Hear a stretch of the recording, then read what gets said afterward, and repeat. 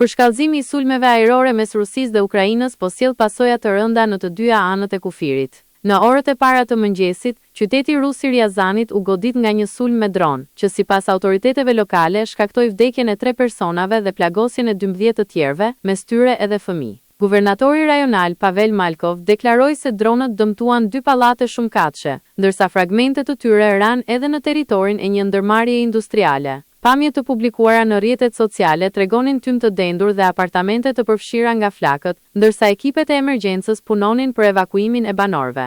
Ryazani ndodhet rreth 200 kilometra në juglindje të Moskës dhe konsiderohet një qendër e rëndësishme industriale, ku ndodhet edhe një rafineri e madhe nafte. Autoritetet nuk dhanë detaje të mëtejshme mbi objektivin industrial të goditur. Sulmi Ukrainas erdhi vetëm pak orë pasi Rusia realizoi një nga ofensivat më të mëdha ajrore që prej nisjes së luftës. Sipas Kievit, gjatë 2 ditëve të fundit ushtria ruse ka lëshuar mbi 1500 dronë dhe raketa drejt territorit Ukrainas, duke goditur kryesisht kryeqytetin Kiev dhe disa qytete të tjera. Zyrtarët Ukrainas raportuan se të paktën 27 civil humbën jetën nga bombardimet, ndërsa 10 ndërtesa banimi dhe objekte infrastrukturore pësuan dëmtime të rënda. Në një nga sulmet më shkatëruese, një raketë ruse goditi një pallat 9 katësh, duke lënë njerëz të bllokuar nën rrënoja. Presidenti I Ukrainas, Volodymyr Zelensky, deklaroi se analizat paraprake tregojnë se në sulm është përdorur një raketë X-100, e një e prodhuar së fundmi nga Rusia. Ai tha se mbi 1500 efektiv të emergjencave janë angazhuar në operacionet e kërkim shpëtimit në të gjithë Ukrainën. Mes objekteve të prekura nga sulmet ishte edhe një automjet I Kombeve të Bashkuara në qytetin jugor të Hersonit, duke shtuar shqetësimet për përshkallëzimin e mëtejshëm të konfliktit dhe ndikimin e tij mbi civilët.